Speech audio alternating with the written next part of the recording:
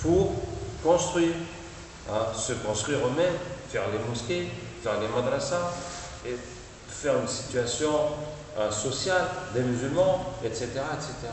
Ils sont partis de rien, ils ont souffert et ils n'ont pas cherché à profiter de rien. Ils ont donné leur vie pour le bien de la communauté et pour le bien de l'islam, n'est-ce pas? Et puis d'autres ont continué. Et puis après on arrive aux profiteurs qui trouvent que tout est en place. Et puis voilà, maintenant ils pensent à leur intérêt personnel. Ce n'est plus à l'intérêt de l'islam et de la communauté et des nouveaux défis, etc. Et justement, je vais vous raconter une histoire avec Abdullah ibn Abbas, radiallahu anhu, sur les deux, lui et son père, Abbas. Donc, il était à côté de la Kaaba et il a entendu quelqu'un critiquer les Sahaba. Malheureusement, c'était une époque de fitna, de discorde, et ça partait dans tous les sens, et les gens s'entretuaient, les gens se critiquaient, et il y avait des sectes qui sont apparus, etc. Et voilà, il y a des gens qui étaient déboussolés. Et donc, il y a quelqu'un qui critiquait les Sahaba. Et Ibn Abbas lui a dit, Allah a partagé les musulmans en trois groupes. Le premier groupe, les premiers prédécesseurs des Muhajirin et des Ansar. Est-ce que tu fais partie de cela? Il dit non. Il dit ensuite, ceux qui étaient dans la demeure avant eux, les Ansar. Est-ce que tu fais partie de cela? Il dit non. Il dit ensuite,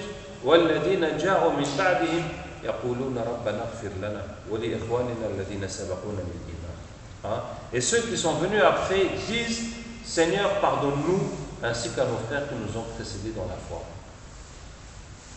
Ça veut dire, si tu ne fais pas partie des premiers qui ont sacrifié, qui ont tout donné pour construire l'islam, des autres qui sont venus les aider, les soutenir, et continuer leur travail, et toi tu es venu après trouver que tout est là, et en plus tu critiques ceux qui sont venus avant toi, mais donc tu n'as plus aucune place dans l'islam. Si tu es venu trouver les autres qui ont bossé avant toi, mais tu dois les respecter, prier pour eux. Autrement, tu n'as plus de place dans l'islam. Voici la troisième place qui reste. Après les premiers qui ont fait les grands sacrifices, les autres qui les ont aidés, qui ont poursuivi leur travail, et bien la seule place qui reste, c'est ceux qui prient pour eux, qui font les doigts pour qu'Allah les pardonne, qui les respectent et qui les aiment de leur cœur.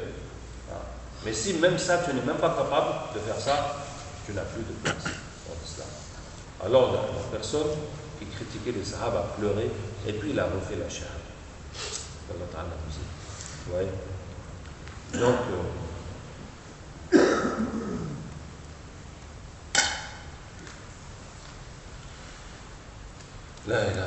l'unité de la Ummah. Alors, effectivement, ce qui détruit le plus la Ummah, c'est la parole. Qu'Allah Ta'ala ait pitié de nous. Vraiment, comment les gens aiment, adorent les scandales. C'est terrible. J'étais une fois dans un pays où le numéro 1 et le numéro 2 de l'islam dans le pays, c'est-à-dire il y a le chef des musulmans et puis il y a le deuxième chef des musulmans qui ont eu un désaccord. Ils ont eu un désaccord. Et puis ce désaccord, ça faisait la une de tout. Même le président de la République, qui n'était pas musulman, il les a fait venir à la télé, soi-disant pour les réconcilier, mais pour les humilier devant tout le monde. En tout cas, vraiment, ça a fait une sacrée histoire. Ça fait une sacrée histoire. Et puis, il y a un journal musulman, dans ce pays, il y a un seul journal musulman, et puis le journal musulman a bien fait un article bien détaillé sur tout le problème, et l'autre a dit ça, et l'autre a dit ça, et l'autre il s'est rangé avec l'autre, et l'autre dans son clan. Oh là là là là, quand ce journal est arrivé, tout le monde, on ne voit que ça, et on en parle, et on répète ça. C'est-à-dire tout ce que le journal musulman contient comme hadith, comme dua, comme bonne nouvelle chez les musulmans, comme masala faqhiya, non, on ne voit plus ça. On ne voit plus que le problème qu'il y a entre les deux leaders. Vous voyez? Toi, ça t'apporte quoi? Est-ce que tu vois? Ça t'apporte quoi de dire que tel leader et tel leader sont disputés, voilà, et il avait donné son fils à la fille de l'autre, maintenant elles sont divorcées. Toi, ça t'apporte quoi? Est-ce que ça t'avance à quelque chose? Ça t'avance à rien du tout. Tu es en train de mettre la maladie dans ton cœur. Les gens que tu dois respecter, que tu dois glorifier, enfin, je ne veux pas dire vénérer, glorifier, mais que tu dois respecter, comme tes devanciers, comme ceux qui ont fait les efforts, grâce auxquels peut-être tu es devenu ce que tu es, ceux qui ont fait les efforts avant toi. Et maintenant, tu trouves ça sensationnel d'entendre qu'ils sont en train de se disputer et tu vas répéter ça. C'est une maladie vraiment qu'Allah nous en préserve. Ça veut dire que chacun, mais comment tu peux faire ça? C'est ton corps, si tu sens qu'on est une Oumma, ça doit te faire mal. Ça doit te faire mal d'entendre des nouvelles comme ça. Ça doit te faire mal. Et tu dois taire ça. Tu dois tuer cette information. Au lieu de répéter, à quoi ça va servir? Est-ce que vous voyez? Ça veut dire que si je me dispute avec quelqu'un et personne n'est au courant, mais le jour qu'on se réconcilie, c'est fini. C'est comme si c'est rien passé. Mais si tout le monde est au courant, et les gens prennent position, et les gens parlent, et lui ceci, lui cela, même si on veut se réconcilier, ça peut devenir un parce que le problème, maintenant, c'est multiplié. Le problème, c'est compliqué. Donc, qu'est-ce que je disais? Vraiment, il faut ne pas se mêler dans ces disputes. Voilà, dans l'histoire d'Ahmed ibn Hanbal, rahimahullah. Ahmed ibn Hanbal a été persécuté parce que dans son époque, il y a eu des rois qui disaient que le Coran est une créature. Le Coran est une créature. Et lui dit non, le Coran, c'est la parole d'Allah qui n'est pas créée. Bon, pour nous, aujourd'hui, c'est une évidence. Il y a eu ce problème. Et comme il refusait de dire ce que les gouvernants ont dit, il a été persécuté. Et si je ne me trompe pas, il était le seul savant qui a résisté jusqu'au bout. Ça veut dire que tous les autres savants ont été torturés jusqu'à ce que sous la contrainte, ils disent oui, le Coran est une créature. Bon, on n'est pas d'accord, mais voilà, laissez-nous tranquille. On nous dit seulement. Donc, il a été le seul qui a résisté, torture, emprisonnement, etc. Et après, un autre roi est venu, qui a changé, tout ça, et donc il a été libéré.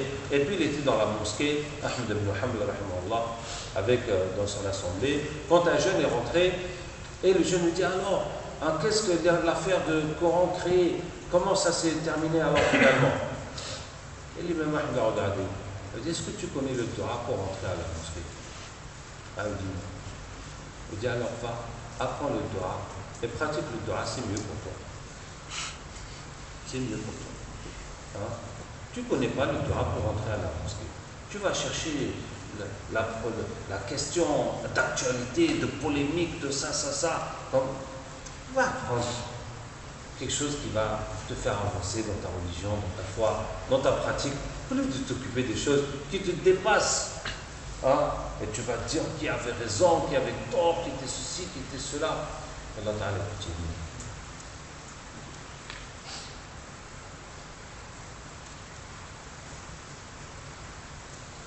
Il y a des principes chez Hassan al-Banna, rahimahullah, en tout cas pour l'unité de la Ummah.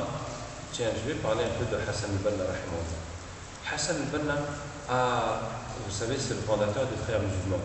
Mais en plus de ça, il a établi une série de principes dans le but d'unir les musulmans, dans le but de rapprocher les musulmans. Et parmi les principes qu'il a établis, il a dit il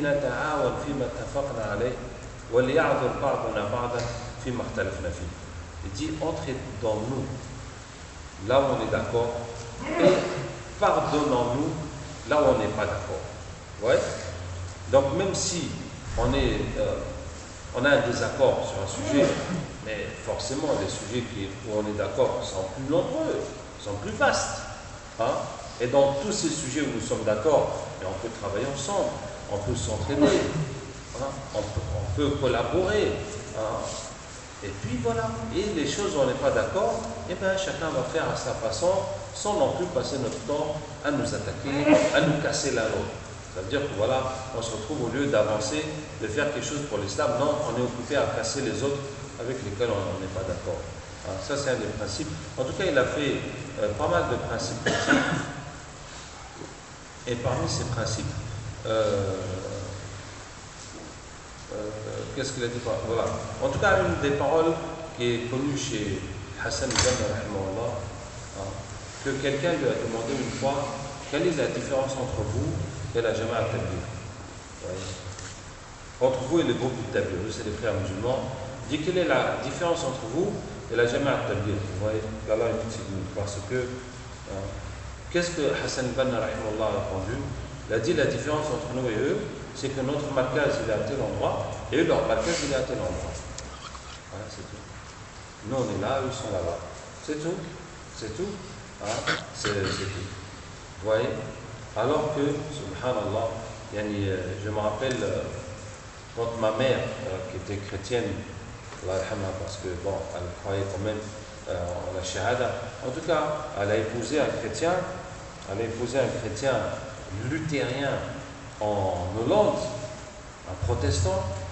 Donc chez les protestants, il y a les anglicans, les luthériens, il y a les mormons, et il y a les, je ne sais plus qui encore. En tout cas, après, il y a plein d'autres églises, etc. En tout cas, elle a épousé un luthérien, et donc j'étais à son mariage, et puis j'ai voulu engager une discussion avec mon nouveau beau-père, et je lui ai dit, ouais, vous êtes chrétien, quelle est la différence entre vous et les autres, hein, pour commencer à faire un petit débat sur la religion, ça c'est ça. Il me dit, moi je ne suis pas un théologien, et quand on me pose cette question, je dis, ce qui nous rapproche est plus important que ce qui nous sépare. Il m'a fermé la porte, fermé la porte au nez, que c'est pas toi qui vas venir nous faire dire que les autres sont pas bien, et nous on est bien, etc. etc. Qu'est-ce que vous voyez? Alors que les musulmans, il suffit de demander à n'importe quel. Toi, tu es dans quel groupe? Moi, je suis tel jama'a, ou je suis tel chier, ou je suis tel chose. Ah bon? Mais quelle est la différence entre vous et les autres? Les autres? Non. Cela, c'est n'importe quoi. Et nous, on est les vrais, les meilleurs des choses. Ça veut dire que, comme si on attend juste qu'on nous donne un bâton et on va se mettre à se taper les uns sur les autres. Vous voyez?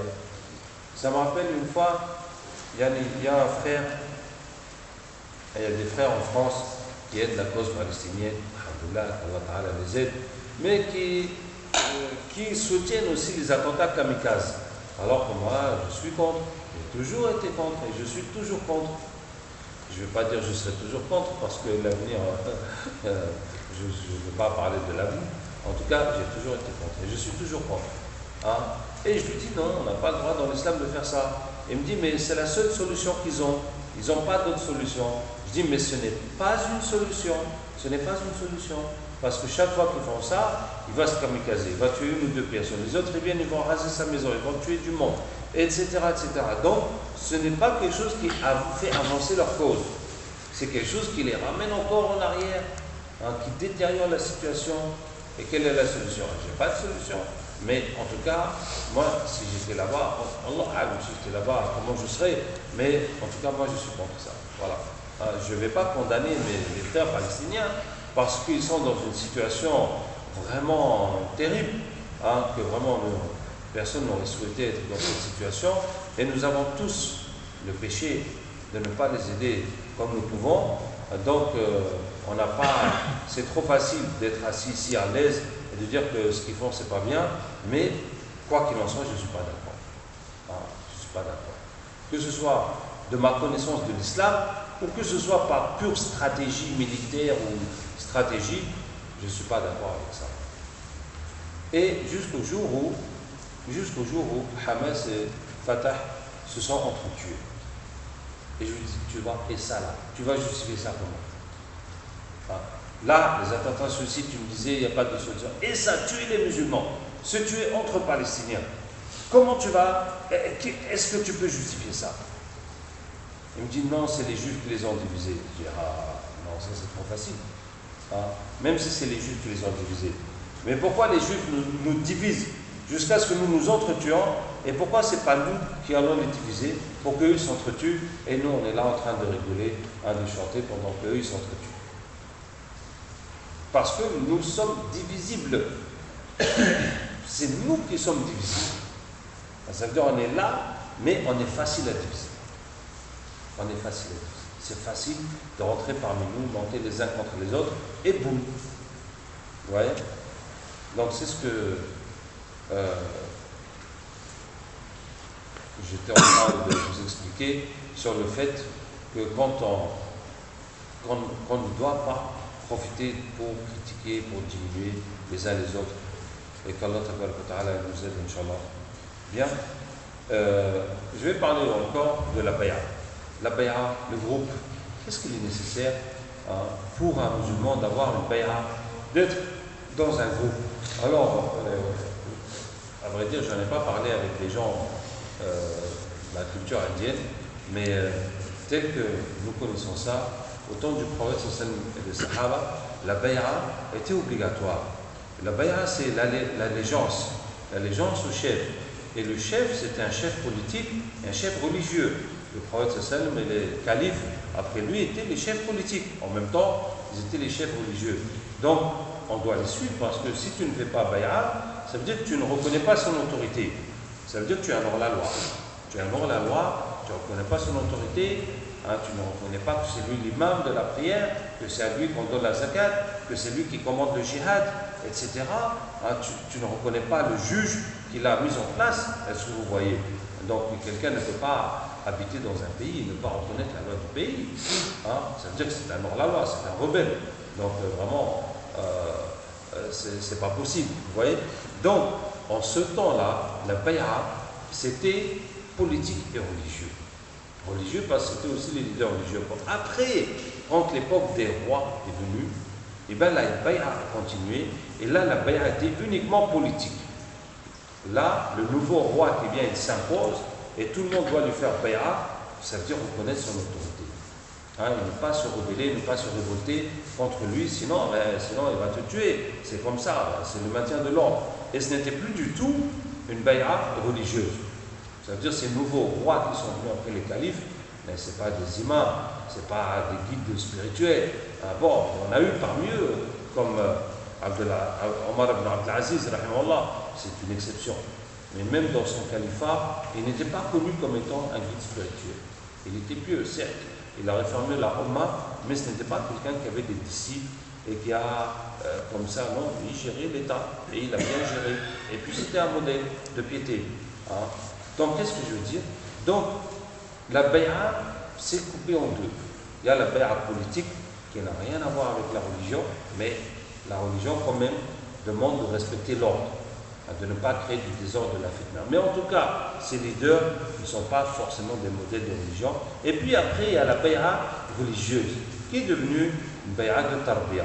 Ça veut dire que tu suis quelqu'un qui va t'éduquer, qui va te conseiller, qui va te montrer, etc. etc. Maintenant, est-ce que cette bay'a, elle est nécessaire, tel que les hadiths le disent? Tel que les hadiths,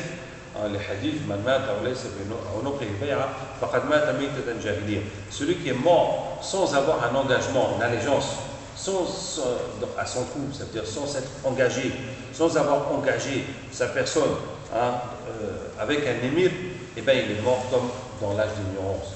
Est-ce que vous voyez? On ne peut pas prendre ce hadith comme ça à la lettre parce qu'il s'agissait d'une bay'a qui était en même temps politique et religieuse. Et maintenant, les bay'as religieuses ne peuvent pas s'imposer parce que ce n'est pas le calife. Ce n'est pas lui qui gouverne les musulmans pour qu'on dise qu'on a tous l'obligation de le suivre. Non, tu peux le suivre, tu peux ne pas le suivre. Tu peux faire bay'a. Maintenant, cette bay'a, si un jour tu vois que ce n'est plus ton intérêt, ou ce n'est plus l'intérêt de l'islam de la suivre, ou même que tu n'es plus capable de la suivre, mais voilà, même si tu reviens sur ta bay'a, ce n'est pas la fin du monde. Ce n'est pas une apostasie ou ce n'est pas quelque chose. C'est quelque chose qui est révocable. Est-ce que vous voyez? Mais malgré ça, le musulman doit œuvrer, lutter dans un groupe, autant que possible, être avec le groupe. Comment définir ce groupe? Est-ce qu'on a l'obligation de s'affilier à des grands groupes tels qu'il existe une tariqa. En tout cas, le minimum qu'on puisse dire sur le groupe, c'est la mosquée. Est-ce que vous voyez? C'est ça que les hadiths demandent, d'être avec le groupe, d'être dans la mosquée, de prier dans la mosquée. Et ensuite, comment cette mosquée, c'est ça qui doit être une unité de l'islam, c'est-à-dire une unité de travail. On est dans la mosquée, on a la responsabilité sur les gens de la mosquée de nous éduquer, d'apprendre, d'évoluer, de nous conseiller. Si on a des problèmes dans notre société, de trouver des solutions à ces problèmes. Des problèmes, par exemple, si on fait des crédits avec intérêt, mais il faut qu'on trouve une solution, il faut qu'on trouve une alternative islamique, il faut qu'on règle ce problème. Si nos enfants n'ont pas une éducation islamique, mais il faut qu'on trouve une solution, etc. Vous voyez? C'est-à-dire, à partir de la mosquée, on doit réfléchir. Et puis, on doit aussi penser aux autres qui ne viennent pas à la mosquée, que ce soit les musulmans. Et puis, à un moment donné, on a aussi le devoir de penser aux non-musulmans. Et je pense que je vais terminer avec ce point, parce que dans la Jama'a Tabligh, on a par principe de ne pas prêcher les non-musulmans. Mais ce qu'il faut comprendre, on ne prêche pas les non-musulmans dans le cadre du Tabligh. Mais ça ne t'empêche pas dans ta vie personnelle de prêcher les non-musulmans. Ça, personne ne te dit de ne... Dans ton travail, dans ton voisinage, dans ta famille, si dans ta famille il y a des non-musulmans, le Tabligh ne te dit pas de ne pas les prêcher à l'islam. Mais dans le cadre du Tabligh, les activités du Tabligh, on ne s'adresse pas aux non-musulmans. Et on peut même dire que volontairement, on évite de les prêcher, et ça c'est une stratégie de sécurité pour le groupe, pour ne pas avoir d'ennui. Mais il ne faut pas confondre ça, il ne faut pas que ça devienne un principe de vie, qu'on ne prêche pas les non-musulmans. Vous voyez? Parce que qu'on le veuille ou pas, tous ces non-musulmans qui sont autour de nous, Allah va nous interroger. Pourquoi est-ce qu'on n'a pas transmis l'islam? C'est vrai ou pas? Qu'on le veuille ou pas, Allah va nous interroger. Et tu ne vas pas te dire, mais les méchants ont dit de ne pas prêcher les non-musulmans. Mais non, tu n'as pas d'excuse comme ça devant Allah. Tu n'as pas d'excuse comme ça devant Allah. Mais regarde-toi, tu es musulman. Ces gens-là ne sont pas musulmans. Tu n'as pas compris que tu es responsable. Mais tu as besoin qu'on t'explique ça de quelle manière? Tu es musulman, non? Et la plupart d'entre nous, mais on est nés musulmans, on a trouvé nos parents musulmans, on les a suivis. Et eux aussi, ils ont suivi leurs parents qui n'étaient pas musulmans. Donc, il y a un problème. Nous avons cette responsabilité. Et nous avons le devoir d'y penser, de trouver une solution. Maintenant, de trouver une solution, je ne vais pas vous imposer quelque chose, mais en tout cas, les solutions, il y en a plein. Il y en a plein. À nous de voir de quelle façon, de quelle manière on va pouvoir faire ça, même un peu. En tout cas, vous savez, même de le faire un peu, ça va être beaucoup mieux que de ne pas le faire du tout. Et par rapport à une situation où on ne le faisait pas du tout, eh bien, c'est un grand progrès d'en faire même un tout petit peu. Parce que c'est déjà un premier pas. Après, Inch'Allah, on va avancer encore. Qu'Allah nous aide. Donc voilà ce que j'ai à dire pour le moment sur l'unité de la Ummah. Qu'Allah Ta'ala nous unisse. Alors vous voyez, l'unité politique, vraiment ça c'est quelque chose que tout simplement une unité politique, penser qu'on va avoir un grand pays musulman qui va couvrir tout le monde musulman, mais on est très loin, puisque si dans une même famille, dans une même mosquée, dans une même petite ville, on ne peut pas parler d'une seule voix. Mais on est loin de ça. Et forcément l'unité, en tout cas, ce que vraiment je crois et ce que je vous prêche, c'est que ça se construit du plus bas vers le plus haut. Ça se construit dans chaque individu. Doit comprendre l'unité, que je suis une cellule, une unité de cette Ummah, et je dois œuvrer à les réunir, à ne jamais les diviser, et puis à construire structure par structure, parce que le corps, ce n'est pas juste des cellules qui sont collées. Chaque groupe de cellules devient une fonction. Remplit quelque chose. Je vous ai donné l'exemple de la mosquée, de la madrasa, et ensuite, jusqu'à avoir une télévision, et ensuite, un tissu économique, financier, etc. C'est comme ça qu'un corps se constitue. Ce n'est pas juste des cellules qui sont toutes collées comme ça. Il faut des structures, jusqu'à ce que ça fasse un corps. Allah Ta'ala nous aide. Est-ce qu'il y a des questions?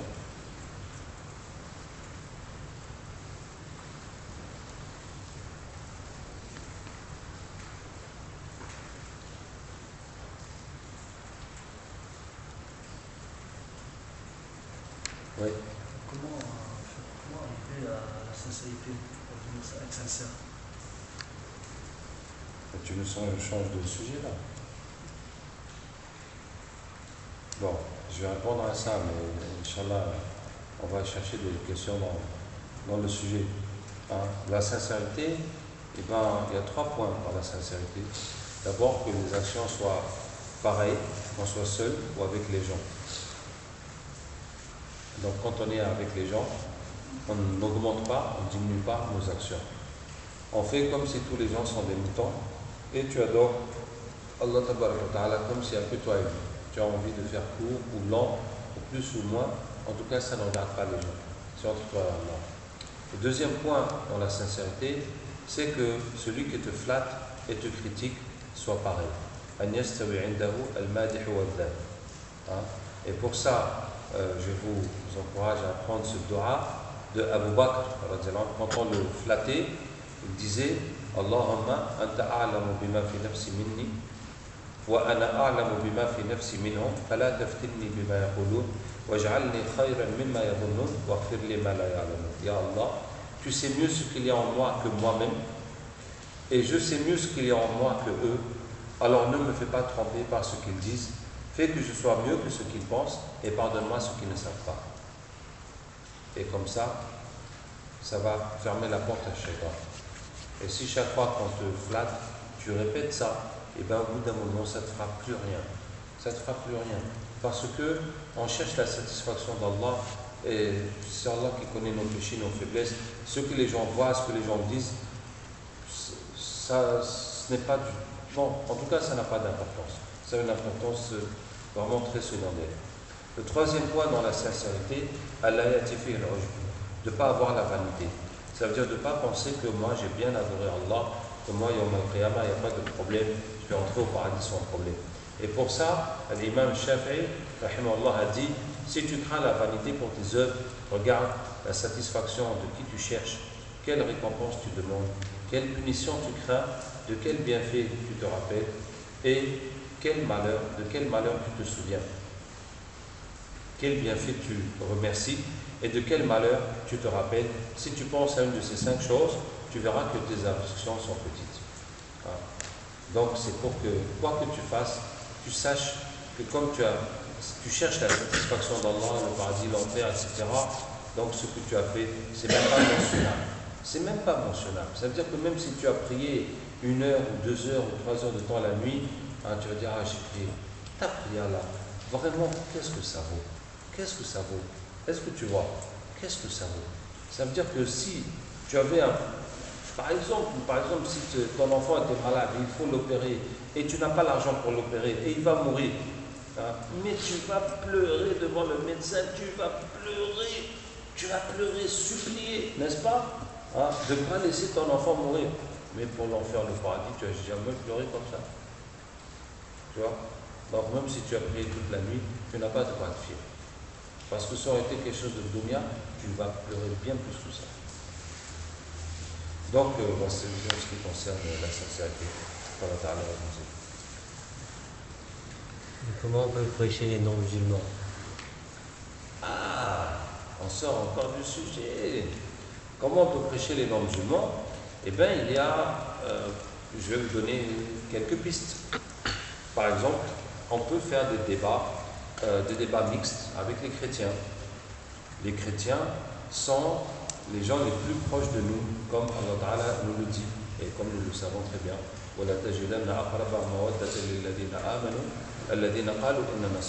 Et en métropole, oui, le verset, tu trouveras les gens les plus proches d'être vos amis, d'être amis avec des croyants, sont ceux qui disent, certes, nous sommes chrétiens.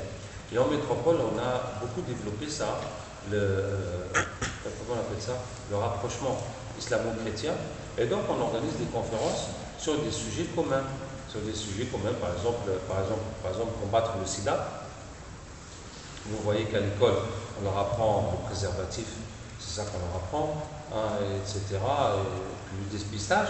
Alors que nous autres musulmans, nous sommes contre ce genre de solution, et les chrétiens aussi. Vous voyez? Donc on peut faire un jour, ensemble, chrétiens et musulmans, quelle solution au sida? Quel sens donner à la sexualité? Vous voyez? Et puis parler de ça, puis eux, ils vont inviter les jeunes chrétiens, nous on invite les gens de la mosquée, et puis on fait comme ça une conférence en commun. Il y a plein de sujets, si c'est avec les chrétiens, il y a plein de sujets communs qu'on peut débattre, discuter, et ça va nous rapprocher. Donc, on va travailler nos points communs et ça va nous donner, vraiment, ça va nous permettre de nous connaître, de nous respecter, et ça va ouvrir la voie à la da'wah. Parce que on ne peut pas prêcher les chrétiens en venant leur dire que votre livre il est faux, votre religion elle est fausse, et venez ici. D'accord? Regardez ce qu'Allah Ta'ala dit.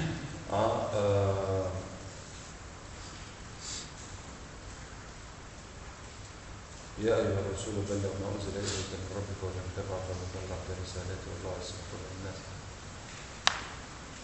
قل يا أهل الكتاب لستم على شيء حتى تقيموا التوراة والإنجيل وما أنزل إليكم من ربكم. Allah dit aux gens du livre, vous n'avez aucune vérité tant que vous n'établissez pas la Torah et l'Évangile et ce qui vous a été révélé de votre Seigneur. Donc Allah dit au prophète de dire aux gens du livre que tant que vous ne suivez pas vos livres, eh bien, vous ne tenez pas, vous n'êtes pas dans la vérité. Ouais. Donc, c'est mieux pour discuter avec les chrétiens de leur dire de suivre leur livre que de leur dire que votre livre est faux, laissez tomber ça et venez suivre votre livre à nous. Ouais. En tout cas, venir, comme aussi dans l'autre verset, وَلَوْ شَاءَ اللَّهُ وَلَوْ شَاءَ لَجَعَلَكُمْ أُمَّةً وَاحِدَةً وَلَكِنْ لِيَبْلُوَكُمْ فِي مَا آتَاكُمْ فَاسْتَبِقُوا الْخَيْرَاتِ. Si Allah avait voulu, il aura fait de vous une seule nation, mais c'est pour vous éprouver en ce qu'il vous a donné. Concurrencez-vous donc pour le bien.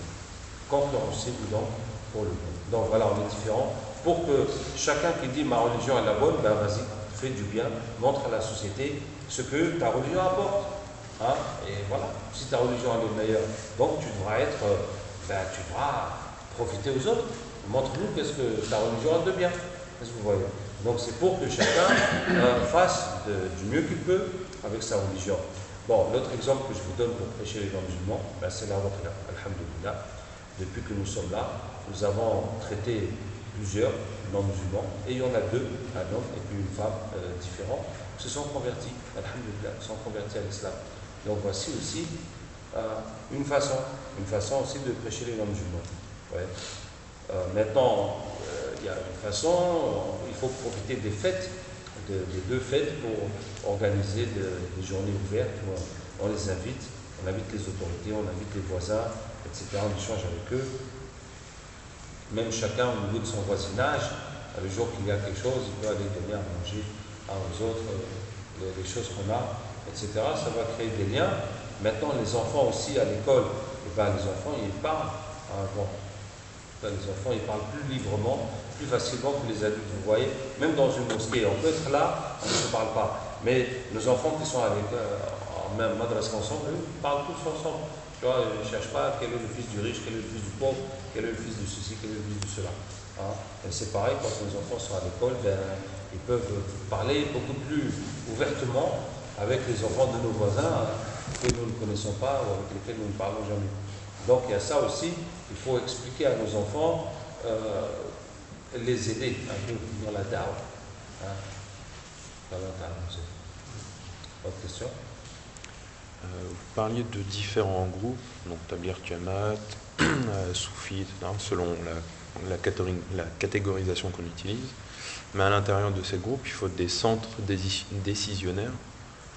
Il faut des gens pour prendre des décisions en fonction des groupes. Et est-ce que ça peut pas être source de discorde, par exemple? Tu veux dire qu'à l'intérieur du même groupe, il faut des gens qui prennent des décisions pour ce groupe, en fait. Qui dirigent le groupe. Oui, bien sûr, c'est source de discorde, ça c'est sûr. Parce que le conflit pour le pouvoir, pour décider, ça a toujours été source de discorde. Et là aussi, tu as raison, c'est un facteur d'unité qui est très important. C'est un facteur d'unité très important, d'avoir soulevé ce point. Vous savez, comme j'ai traduit Haït Sahaba, la vie des compagnons de Shérius, dans le premier tome, Shérius explique les efforts, les sacrifices pour la religion. Et le deuxième tome, c'est le comportement du musulman. Et ça commence avec l'unité. Donc, ce qui vient immédiatement après les efforts de sacrifice, c'est l'unité. Et l'attachement des Sahaba à l'unité. À l'unité de le troisième tome, c'est la spiritualité. Et c'est un long chapitre. Et vraiment, tous ceux qui sont responsables de groupes, comme par exemple responsables de la mosquée, responsables de n'importe quelle chose, vraiment, je vous invite à lire, à bien lire ce chapitre de l'unité chez les Sahaba. Alors, et il en résulte qu'il y a deux points qui, fondamentalement, pour l'unité. Le premier, c'est la shura, et la façon de diriger la shura. Et le deuxième, c'est la personnalité de l'émir. Donc, en ce qui concerne la shura, regardez par exemple l'exemple de la bataille de Uhud. La bataille de Uhud, les mécréants sont venus pour prendre leur revanche de la bataille de Badr. Et cette fois-ci, bon, ils étaient bien armés comme la première fois. Et ils sont venus se rapprocher de Médine. Et le prophète sallallahu alayhi wa sallam a fait chour avec les Sahaba et dit: qu'est-ce que vous pensez?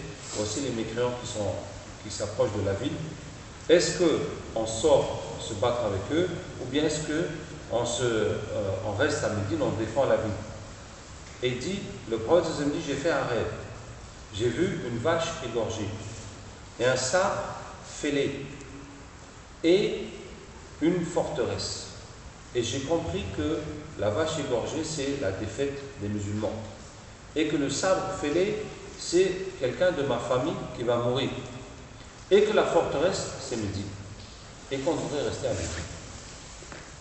Alors, Abdullah ibn Ubay ibn Salul, le chef des hypocrites, qui devait être chef de Médine avant la venue du prophète sallallahu alayhi wa sallam. Mais comme le prophète sallallahu alayhi wa sallam est venu, ça a été abandonné. Donc il a fait semblant d'être musulman. Et puis il attendait l'occasion de se retourner contre les musulmans. En tout cas, jusqu'à ce moment-là, c'était un des leaders. Il a dit: Ya Rasulallah, ce que tu dis c'est vrai. Nous sommes les habitants de Médine et par expérience nous savons que quand les ennemis nous attaquent, si nous nous défendons, ils ne pourront rien nous faire. Et si nous sortons les affronter, ben, ça se passe toujours mal. Mais d'autres sahaba ont dit: Ya Rasulallah, non, Allah est avec nous, on n'a qu'à aller combattre. Pourquoi? Parce que la bataille de Badr a été une victoire spectaculaire et beaucoup avaient raté la bataille parce qu'il n'y a pas eu de mobilisation pour la bataille de Badr, étant donné que les musulmans pensaient intercepter la caravane, jusqu'à ce que la bataille est venue sans que ce soit prévu. Et il y a eu des versets sur les martyrs de Badr, sur la victoire d'Allah, les anges, les gens ont vu les anges descendre, etc. Donc les Sahaba avaient envie vraiment d'aller au combat. Et ils ont dit: non, on veut aller. Le prophète sallallahu alayhi wa sallam a laissé son rail pour prendre leur rail. Non seulement son rail, mais aussi le rêve et tout. Bref, et finalement, quand il a pris son rail, ça a été la défaite, il y a eu des désobéissances, ça a été la débandade, ça a été la catastrophe. 70 tués, et l'oncle du prophète sallallahu alayhi wa sallam, Hamza a été tué, lui-même a été blessé, et ça a été la catastrophe. Et qu'est-ce qu'Allah Ta'ala dit? C'est par une miséricorde d'Allah que tu t'es adouci envers eux. Si tu étais dur, au cœur dur, ils se seraient éparpillés autour de toi. Alors pardonne-leur. Et demande à Allah de leur pardonner. Et consulte-les dans les affaires. Vous voyez? Et donc, le principe de la shura, vous voyez, c'est pour unir les cœurs. C'est pour prendre la bonne décision, mais c'est aussi pour unir les cœurs. Pourquoi? Parce que si le prophète sallallahu alayhi wa sallam avait dit non, on reste à Médine, on se défend à Médine, et que le résultat était positif, ça veut dire que les mécréants n'ont pas pu faire grand-chose, et puis ils sont partis, comme il s'est passé par la suite pour la bataille des Coalisés. Mais les autres vont toujours dire: oui, mais si on était sortis les affronter, là on aurait pu les anéantir, ça aurait été mieux. Et lui, il fait tout ce qu'il a dans sa tête, il ne nous écoute pas, etc. Qu'est-ce que vous voyez? Ça veut dire que si le prophète avait fait son rail et que ça s'est bien avéré, ça veut dire que ça s'est bien passé, les autres n'auront jamais su que leur rail était faux. Donc il a fallu qu'ils fassent comme ils disent, comme ils insistaient, et pour qu'eux-mêmes voient que c'est faux, pour que maintenant ils sachent que on n'aurait pas dû. On aurait dû laisser le prophète se décider, ne pas insister, l'écouter, etc. Et mais il fait ça pour unir leur cœur. Est-ce que vous voyez? Donc il y a cet art dans la Shura de réunir les cœurs. Hein, de réunir les cœurs, et bon, ça ne veut pas dire que chaque fois on va se jeter contre le mur pour faire plaisir aux autres et pour montrer que ouais, c'est pas bien, non. Mais en tout cas, il y a la façon que la Shura est dirigée. Ça, c'est plus. Bon, la mauvaise façon, si je puis dire, de diriger la Shura, c'est la façon de Pharaon. وقال فرعون ما أريكم إلا ما أرى وما أهديكم إلا سبيل الرشاد. Voilà, Pharaon dit, je ne vous montre que ce que je vois et je ne vous indique que le bon chemin. Hein, ce que je vous dis, mais c'est parce que je suis convaincu que c'est comme ça. Donc c'est comme ça. Donc c'est ça. Tout le monde doit être d'accord avec moi. Hein, parce que je vous dis que c'est comme ça. Et c'est ça qui est bien. Il ne faut pas écouter les autres. Ils sont en train de vous perturber. C'est comme ça, je vous dis, suivez, c'est tout. Voilà, ça c'est la mashwara de Pharaon. Hein, sa mashwara, ça consiste à bourrer les crânes des gens pour leur dire que c'est lui qui a raison. Hein? Qu'est-ce que je veux dire? Le deuxième point dans l'unité, c'est la personnalité de l'émir. L'émir qui est là pour réunir les cœurs. Alors, je vais vous dire deux mots sur les personnalités d'Abu Bakr et de Omar. Hein? Regardez, Abu Bakr, une fois, il y a eu des Sahaba qui sont venus de loin, qui n'étaient pas de Médine, et ils sont venus dire à Abu Bakr, voilà, il y a une terre chez nous qui n'appartient à personne. Hein, donne-la nous, c'était les deux chefs de tribu, pour qu'on la cultive et tout, que ce soit utile. Il dit d'accord. Donc il leur a écrit un papier et il leur a dit de faire le tour des Ahl Shura pour qu'ils signent ce papier. Et ils sont allés voir Omar, en premier lieu, qui était occupé à faire quelque chose, et ils ont dit voilà, Abu Bakr, le calife, nous envoie, et il faut que tu signes ce papier. Alors Omar lit le papier et il déchire le papier. Il le déchire. Et ils reviennent chez Abu Bakr, ils sont furieux, c'est pas possible, tu nous envoies chez Omar. Au lieu de signer, il a déchiré le papier. Ils disent, mais c'est toi qui commandes ou c'est lui qui commande? Il dit, c'est moi le calife, mais c'est lui qui commande. Hein? Et puis Omar est venu. Il dit, mais pourquoi tu leur as écrit cette terre? Cette terre, elle appartient à tout le monde. Il n'y a pas de raison que ce soit eux qui la prennent. Et Abu Bakr lui dit, je t'avais dit que tu devais être calife, mais tu m'as forcé à être calife. Hein? Tu m'as mis là de force. Ouais. Donc, voilà comment on réunit les deux. Au lieu de dire, oh, oui, bon, même si tu as raison, il fallait me dire avant, tu déchires le papier, c'est vrai, hein? Pourquoi? Il a fait quelque chose, d'accord, c'est tout. On n'a pas besoin de... À tout prix, tu n'as pas respecté le protocole, il fallait passer par moi d'abord. Oh, est-ce qu'on a besoin de ça? Hein? Puisque, alhamdoulilah, c'est bon, on continue. Est-ce que vous voyez? Donc, il y a la personnalité de l'émir aussi, qui fait que le groupe se réunit ou se fracasse. Hein? Il y a des émirs qui fracassent le groupe.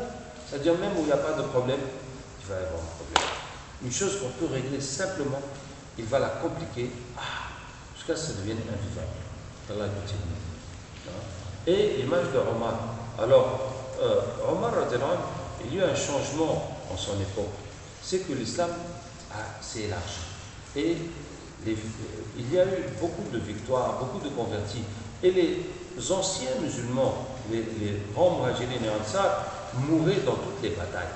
Dans toutes les batailles, il y avait des grands sahaba qui mouraient. Et donc, Omar a changé les priorités par rapport à Abu Bakr. Maintenant, c'était la priorité aux anciens. Et puis, les nouveaux et les riches et les nobles, eux, ils vont être en dessous des anciens qui sont dans la religion. Bon, en tout cas, effectivement, voilà, par rapport à ce que tu disais, la décision, la façon de gérer à l'intérieur du groupe, elle est déterminante pour l'unité du groupe. Elle est déterminante. Elle est déterminante. Et wallahi, je souhaite que dans chaque groupe islamique, comme le groupe de Tabligh ou autre, il y ait une formation à être émir. Hein? Une formation à être émir. Parce que ce n'est pas parce que quelqu'un est ancien, ou qu'il est pieux, ou qu'il est savant, ou qu'il fait beaucoup de dhikr, ou parce qu'il a donné beaucoup d'argent fi sabilillah, qu'il sait être émir. Non. Et puis ça s'apprend. Il y a des règles, il y a un entraînement, et si vous travaillez dans l'administration laïque, hein, ou bien dans une grande entreprise, ben vous allez voir qu'il y a des formations, et qu'il y a des sciences, et qu'il y a des livres qui ont été écrits sur la gestion humaine. sur la gestion humaine et comment motiver les troupes. Et je me rappelle moi-même, à un moment j'ai travaillé à l'EDF, et puis tout le monde connaît l'EDF, hein, j'ai travaillé au EDF, et puis à la fin de l'année, il y avait, comment ça s'appelle, une célébration de fin d'année où c'était pas le PDG, mais c'était le DG, je ne sais plus qui a raconté les résultats de l'année, le bilan, etc. Et pour dire que EDF avait fait des bénéfices, alors que jusque-là, EDF était endetté parce que pendant longtemps, EDF a emprunté de l'argent pour faire les centrales nucléaires, et donc il fallait rembourser tout cet emprunt, donc c'était toujours dans le rouge. Mais cette année-là, on est passé à du positif, à faire des bénéfices. Hein, ils ont dit qu'avec les bénéfices, ils vont diminuer la dette et ils vont faire de nouveaux investissements et ils vont distribuer les bénéfices aux employés. Hein, aux employés, et disent ces bénéfices, c'est le résultat de tout notre travail. Hein, chacun de nous, le fait de venir à l'heure, de travailler consciencieusement, de faire, voilà. Et moi qui étais en CDD pour quelques mois, machallah, j'ai touché 1500 francs dedans, ça fait 230 euros. Alors, j'étais là que pour quelques mois. Vous voyez. Mais je me rappelle, c'était motivant. Ça veut dire chacun va se dire oui, moi je vais bosser pour que EDF ça monte, pour que l'année prochaine on fasse plus de bénéfices, etc. Et que les usagers, notre taux de satisfaction il monte en flèche. Ça veut dire ça motive. Vous voyez, ça motive. Hein? Subhanallah. Agit. Et nous, entre musulmans, ça manque.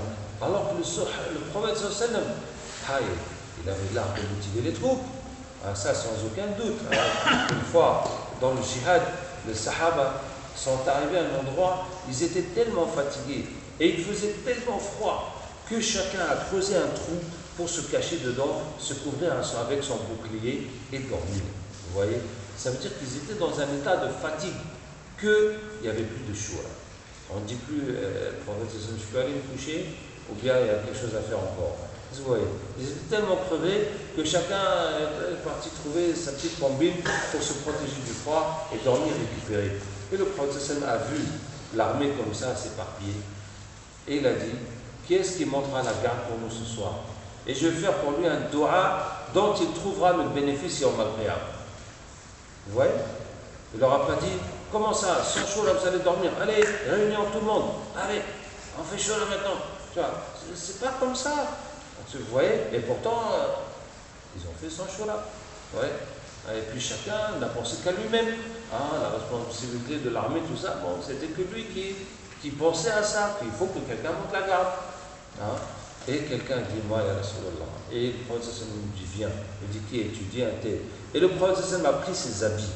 Il a attrapé ses habits. Il a fait doua pour lui, jusqu'à ce que le rabbi, celui qui rapporte le hadith, il dit, j'ai dit, moi aussi, ya Rasulallah.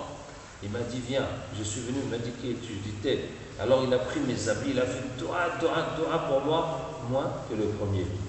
C'est normal. C'est le premier qui était le premier. L'autre, il est le deuxième.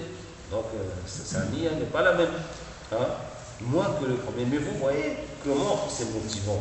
C'est motivant. C'est le doua du prophète qui fait doua. Ya Allah, celui-là qui est le seul parmi tous, s'est levé pour Allah, malgré sa fatigue, malgré Allah, donne-lui. Donc, c'est ça aussi, quand on est admis dans un groupe, si on commence à faire le dur, le machin, le militaire, ça, comme on l'a dit, si tu étais dur, au cœur dur, ils vont s'éparpiller, personne ne va rester avec toi. Autre question? Oui? Qu'est-ce qu'a dit le prophète sallallahu alayhi wa sallam sur l'union des musulmans dans le futur? Sur le futur. La fraternité des musulmans dans le futur.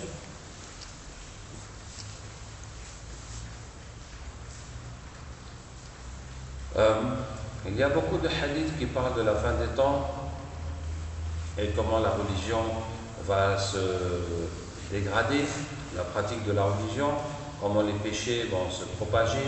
Et par exemple, le prophète dit que l'islam, les principes de l'islam vont être délaissés ou contredits un par un. Le premier, c'est le pouvoir qui va se séparer du livre, et le dernier, c'est la prière.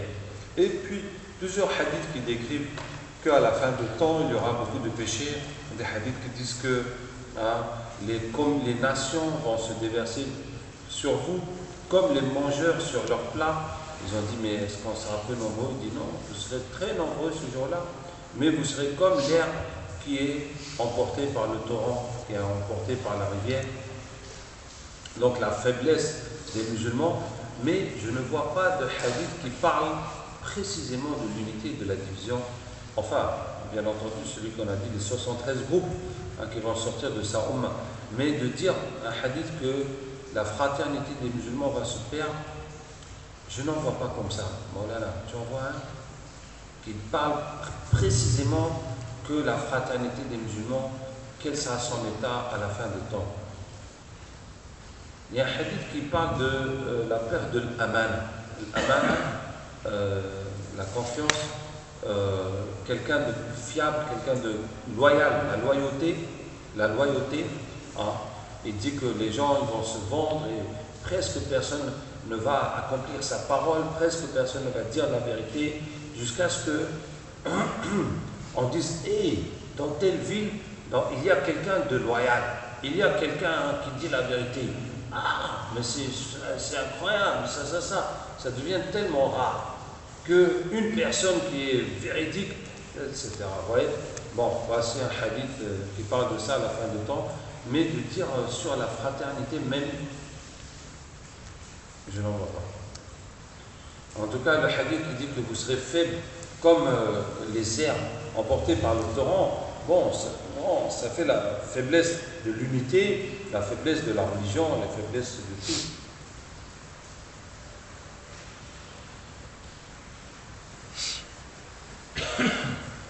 Bien, s'il n'y a pas d'autres questions, on va s'arrêter là, Inch'Allah.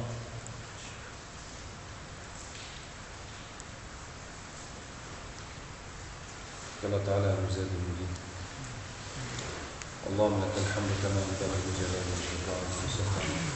اللهم صل وسلم وبارك على سيدنا محمد وعلى آله وصحبه أجمعين. Ya Allah, pardonne-nous nos péchés passés et futurs, ya Arhamar Rahim. Ya Allah, nous te remercions pour le bienfait de l'islam. Et c'est le meilleur bienfait qui existe. Ya Allah, à toi la louange comme le mérite la majesté de ton visage et l'immensité de ton royaume. Ya Allah, nous te remercions pour la santé, pour les yeux que tu nous as donnés par lesquels nous voyons, pour l'ouïe par laquelle nous entendons, pour la santé de nos organes, pour notre vie, ya Arhamar Rahim, pour tous les bienfaits dont tu nous as comblés. Et nous te remercions pour le bienfait de l'islam. Nous te remercions pour chaque instant nous t'évoquons, pour chaque parole que nous disons qui te plaît, pour chaque action par laquelle nous t'adorons. Ya Allah, nous te remercions de nous avoir épargné tant de péchés, de défauts, ya Arhamar Rahim. Ya Allah, guide-nous vers toi, enseigne-nous ta religion, descends sur nous tes bienfaits, enlève de nos cœurs ce qui nous éloigne de toi. Ya Allah, donne-nous le souci de ta religion. Ya Allah, mets dans nos cœurs l'amour de nos frères, la fraternité avec nos frères, ya Arhamar Rahim. Ya Allah, fais de nous des facteurs d'unité et de lien, ne fais pas de nous des facteurs de division et de propager le mal dans ce monde, ya Arhamar Rahim, ya Arhamar Rahim. Ya Allah, les pitiés de ton prophète sallallahu alayhi wa sallam, qui souffre dans sa tombe de voir les péchés des musulmans. Ya Allah, soulage la souffrance de ton prophète sallallahu alayhi wa sallam par le repentir des musulmans et le retour vers sa sunna et l'unité de leur cœur, ya Arhamar Rahim. Ya Allah, accepte-nous, utilise-nous pour le bien de l'islam et des musulmans, pour le bien de la religion, ya Arhamar Rahim. Ya Allah, ne fais pas que notre vie soit au service de la dunya, soit au service de l'argent, soit au service de notre nefs, de nos passions, de nos envies, ya Arhamar Rahim. Ya Allah, utilise-nous et accepte-nous pour le bien de ta religion, ya Arhamar Rahim. Ya Allah, descends sur nous ta science et ta sagesse. Descends sur nous ta lumière et ta miséricorde. Ya Allah, Ya Allah, Ya Allah, Ya Allah, plonge-nous dans les océans de ta lumière, dans les océans de ta miséricorde, dans les océans de ta sagesse. Ya Allah, accorde-nous des dons infinis. Ya Allah, augmente notre foi, augmente notre connaissance en toi, Ya Arhamar Rahim. Ya Allah, permets-nous de ne jamais t'oublier, de ne jamais nous détourner de toi. Ya Allah, préserve-nous des péchés, Ya Arhamar Rahim. Préserve-nous de ce qui provoque ta colère, Ya Arhamar Rahim. Ya Allah, aide-nous à ne jamais te désobéir, à ne jamais t'oublier. Ya Allah, fais que chaque jour nous rapproche davantage de toi. Ya Allah, remplis nos cœurs de ta lumière, une lumière qui ne soit plus jamais interrompue. Ya Allah, accorde-nous ta satisfaction, fais que cette satisfaction augmente tous les jours, Ya Arhamar Rahim. Ya Allah, fais que nos meilleures œuvres soient les dernières. Ya Allah, fais que nos meilleures œuvres soient les dernières. Ya Allah, fais que le meilleur de notre vie soit la fin. Et fais que notre meilleur jour soit le jour où nous te rencontrerons, Ya Arhamar Rahim. Ya Arhamar Rahim. Ya Allah, Ya Allah, bénis nos foyers. Ya Allah, donne-nous dans nos épouses et nos enfants la joie de ce Ya Arhamar Rahim. Ya Allah, nous sommes tout faibles et impuissants. C'est toi le plus puissant Ya Arhamar Rahim. Préserve-nous et préserve-les des tentations de cette société. Préserve-nous et préserve-les des maux de cette époque Ya Arhamar Rahim. Ya Allah, envoie sur les musulmans avant de repentir. Envoie sur les musulmans avant de repentir et de guider. Envoie sur les musulmans une pluie de miséricorde. De miséricorde et de pardon. Envoie sur les musulmans le soleil de vérité et de lumière et Arhamar Rahim. Ya Allah, ouvre les portes de la vie. Le grand musulman des hommes et des djinns, Ya Arhamar